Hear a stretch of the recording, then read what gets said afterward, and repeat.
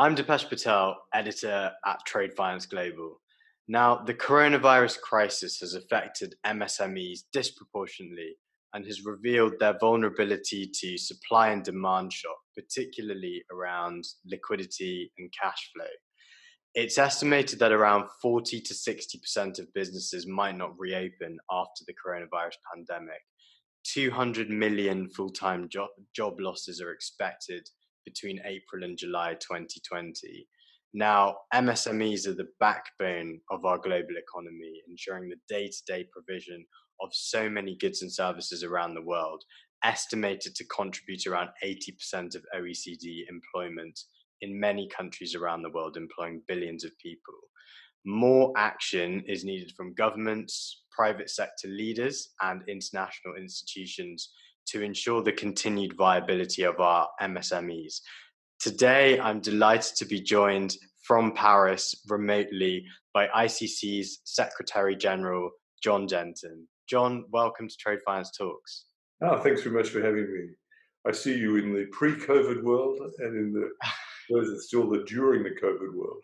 Well, yeah. So I think we were in a windowless room in New York at Yeah. the World Trade Symposium. Yeah, and a lot has happened since. So I guess before we go into the main part, it'd be good just to catch up. I asked you what a day in the life of a Secretary General was for an organization representing 45 million businesses. How has your workday changed? Well, it's incredibly efficient, I must say. It still starts early and finishes late, but it's lived quite differently. It's now effectively virtual. One of the first things I did when I took over at ICC was to run a campaign called Digital First. And I'm so glad I did, because I shifted the whole organization to a digital platform in a pretty quick time, like 6 months, 7 months. And then it took a little while to convince people about the benefits of it. I remember arguing with people about the need to start using video conferencing and using the digital Teams applications. And everyone said, oh, no, we have to have face-to-face. And then as soon as we did we went into confinement in Paris, and it was a lot earlier actually than in the UK, we were so glad that we'd actually shifted the whole organization, not just in Paris, but globally, into a digitally enabled organization. So we were able to operate seamlessly, but now quite differently. Frankly, it's really weird. There are things we can do now that we could never do before.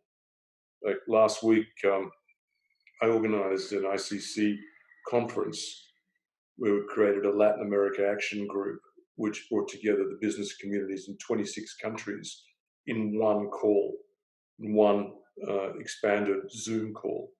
10 days before, I brought together business representatives from 34 countries in sub-Saharan Africa to create our ICC action group for SMEs, by the way, both of them. And it's interesting, we could never have done that in the real world, because to get everyone into the same location at the same time, the complexity in doing so is just enormous. However, to do it all on the virtual platform is like, well, yeah, of course we can do it. And funny, everyone's kind of available as well. There's a lot of efficient use of time. And I do town halls now for all staff once a week for half an hour, which is a change in pace. We would do a town hall would be a bigger event once a quarter, but it's actually changing the way in which we communicate. So it's quite different. So not traveling, I can't say I'm missing it, though it does make me wonder how efficient I was before. Seeing what you can do now. And I think as I was saying to you before we commenced, I mean, we are having some deep discussions now about how we will work on a continuing basis with our people. And the nature and the way in which we work, I think, must be different. So I guess moving on to the SMEs part of this, tell me about the ICC SOS, or Save Our SMEs campaign, and how you're working with other ICC national committees to amplify this campaign all around the world. Well, thanks a lot. I mean, we launched SOS, Save Our SMEs, about 2 weeks into the COVID-19 crisis. And as you know, one of the problems with COVID-19 is that it's not only pernicious and cruel in its human effects, it's also the way it plays out is deeply troubling as well. It's asynchronous. So it's not as though it's coordinated across the world. It happens at different times and at different intensities in different parts of the world. And so in the Northern Hemisphere, obviously I'm sitting in Paris, we didn't feel necessarily the economic effect as quickly as we felt the health effect. So the health effect, the consequence of the lockdowns, etc., was pretty intense. But I think what most people hadn't realized was that before this even hit, COVID even hit, say, a lot of emerging economies like in sub-Saharan Africa, the actual physical impact, the economic impact was already there because of the collapse of consumption, which destroyed a number of value chains, particularly, best examples always as an easy one is in the garment industry, where the fact that people couldn't go out to shop in the US, which is the largest consumer market in the world, had an immediate impact on retailers, which had immediate impact on their ordering, their inventories, on how they'd actually bring together their supply chains, all the way down to the millions of women, men and women in Bangladesh, in an economy which had actually, in a sense, bet on the garments industry. And quite quickly, you saw 1 million people out of work. And so at that point in time, as we saw the speed with which this was happening, we also realized that a number of policymakers had not fully understood that this was what we call a real economy shock, a shock to the real economy. And they were still looking at it through the prism of how they handled, relatively successfully, the global financial crisis in 08-09. But the reason we focused and characterized this as a Save Our SMEs, because we had to shift their focus and help them understand that as policymakers, they were actually using the playbook from the wrong crisis. The playbook for the global financial crisis is not the playbook you need for a real economy crisis. In a real economy crisis, liquidity is actually key. How you get the funds as quickly as possible into the real economy and saving jobs is actually critical. As you said before, and it's a truism, that we can see that we can see even from a relatively significant but nowhere near as consequential shock like Hurricane Katrina, 60% of SMEs never reopened their doors after that shock. Imagine what this could be like. And that's why we had to shift the focus as quickly as we could on mobilizing to help in the real economy. And also mobilizing a reality that this was not synchronous. And so we're going to have to deal with this at different times in different places. And one reason that's important for us is that not only are we concerned about saving lives here, we're also concerned about saving livelihoods. So we launched the Save Your Lives and Lives and Livelihoods campaign simultaneously. And we started working with the WHO. All those sort of things we did all around Save Our SMEs. And frankly, we've had, I think, a pretty extraordinary impact with it. And last week, in the midst of our action group on Latin America, we also announced our bold ambition to enable the digitization of 1 million SMEs, micro SMEs across the world, because this is going to be another necessary step to save our SMEs. Not only do we need to rescue them, we now need to help them rebuild. And a lot of them are only going to have a chance if we can help them digitize. Yeah. So I guess let's go into a bit more detail on the trade policy and the digitization element of it. So what has ICC been doing to speed up some of those interventions that allow easier trade? So for example, customs and trade facilitation, economic policy changes, etc., etc. Well, I think one of the truisms of trade is that it still functions very much in an analog world. What that actually means, it's a paper-based world. Similarly with customs, they're both the essential elements of trade, both from the movement of goods and also the movement of documentation. This is all paper-based. the actual application for trade finance is often just paper-based and personal-based. The actual application for customs clearance, paper-based. For a lot of food, for example, food movements, you actually need, it's called paper and wet signatures. That's the level, in a sense, of dominance of the analog world in the trade world. So we've been arguing for some time. I suppose under my leadership, I've focused particularly on this shifting trade from analog to digital. We have used this opportunity to, first of all, flex our own rules on trade finance to enable the shift to digital. We've also worked with the World Customs Organization to facilitate more access to digital.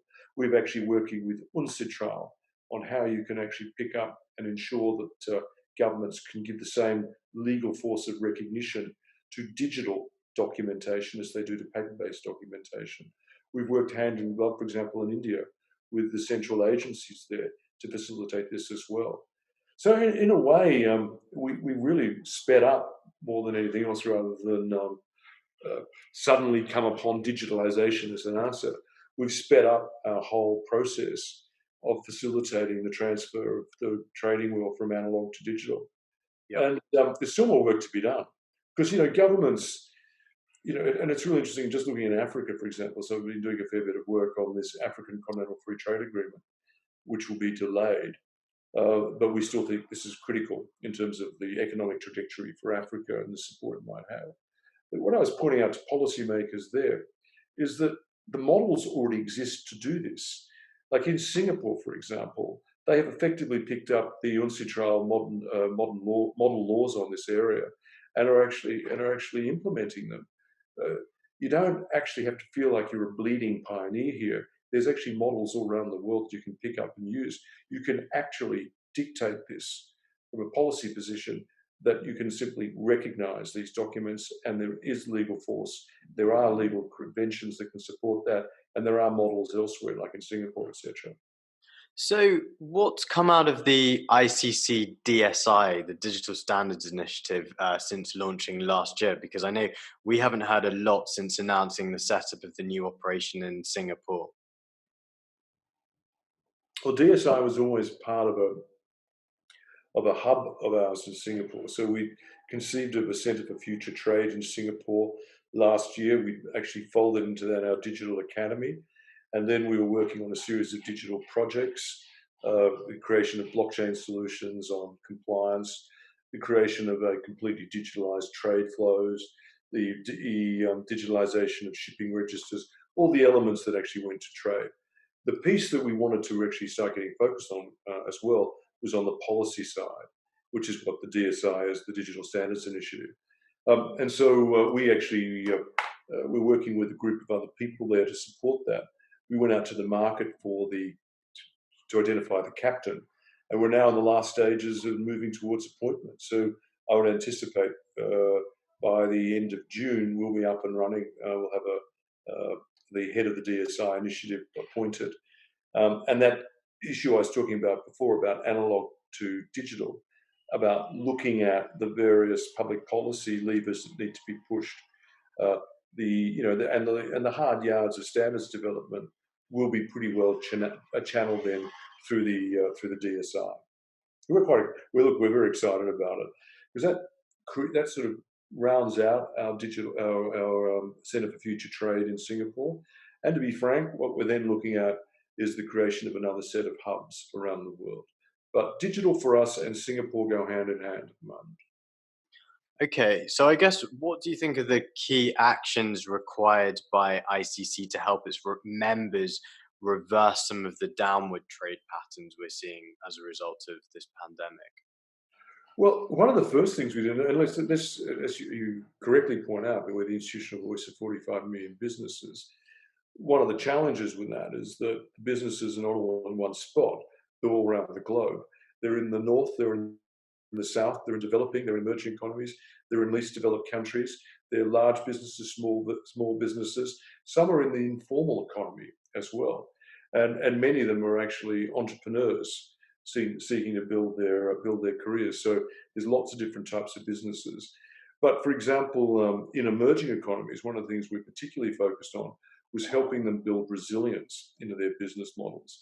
You know, for a lot of businesses, they did not have access to business continuity plans. So one of the first steps we took was to ensure that we had an easy to use set of business continuity plans, which we were able to make manifest and make available across the whole of all the emerging economies in which we work. We also had them translated into 6 languages so they could work. We then work with various UN agencies to ensure their distribution. So these are sort of things, there are a lot of practical things we're doing. I mean, there's going to be a really big issue, I think, in terms of the financing side. As you say, and I think it's a truism that most SMEs, micro SMEs, really have about, some people say 2 months. The reality is often only 2 weeks, which is actually, it's pretty sharp there. So ensuring that they're thinking about their financing, as you know, in the end, a lack of cash is actually generally what kills businesses. Ensuring that they're actually thinking about those sorts of issues, ensuring that by having a business continuity plan, they improve their prospects for access to finance, and also realizing there are alternate sources of finance these days. It's not just banks. You know, we've been talking a lot with the various e-commerce platforms.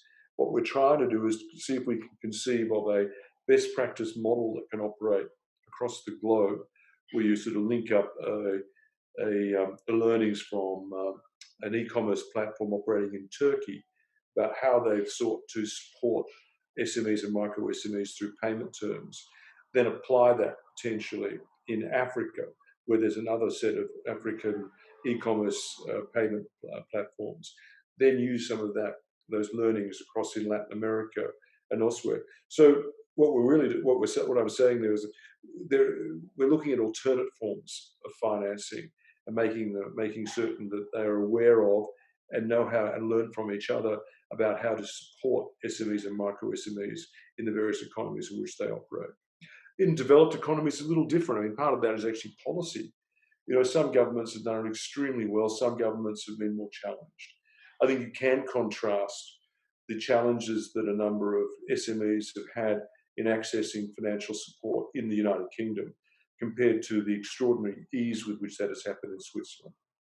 You can just see the days saved, and days matter when you're talking about 2 weeks, and also the costs of actually going after those loans, going after those supports is actually pretty high for a number of companies as well. So we have to make that as easy as possible. So practical things. Sorry, I suppose what I'm putting is, first of all, recognizing there's regional differences, there's size differences, there's actually availability, there's different sources of financing available, different countries have different tools, different businesses have different tools. So some supply chain leaders have actually found ways of using their supply chains much more readily. And we've been very intent on ensuring that as many participants in their supply chains know about these different forms of access to finance, and actually showing other supply chain leaders how they can use it, because not all the answers will lie through access to the banking system. And certainly we found that for a number of economies, it's been challenged to actually access government-sponsored funds because of the relative inefficiency or the lack of speed with which they've gone about making those funds accessible.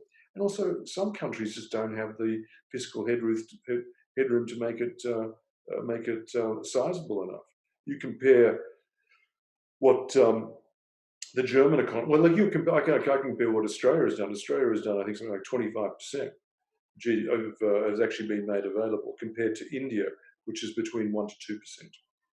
So some countries just don't have the fiscal headroom to make available the levels of support that might be required. So we therefore have to think of different ways of helping companies and entities in those countries get access to finance to support them. Great, John. Well, I think that resilience piece, particularly for MSME exporters, is probably a really key take home. But also that upskilling in terms of moving now toward digital platforms. I guess final question. I'm very very conscious of time, but I guess as an MSME exporter right now, what are the couple of pieces of advice you would give to them right now during these very uncertain times? Well, the first thing is seek out financial support opportunities in your own countries. Chambers of Commerce will generally have access to that. Certainly the ICC will be able to direct you to the right place. Looking at taking your business online, one reason we're starting this 1 million SMEs, micro SMEs digitization is that we realize that a lot of companies think digitization is actually very, very difficult. It's actually not.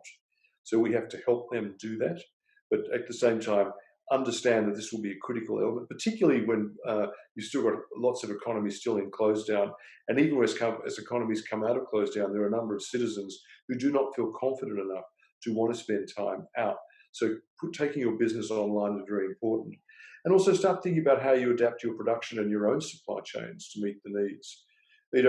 You need to think, that's all part of this resilience issue as well. You need to think about those three things simultaneously and actually get onto it pretty quickly.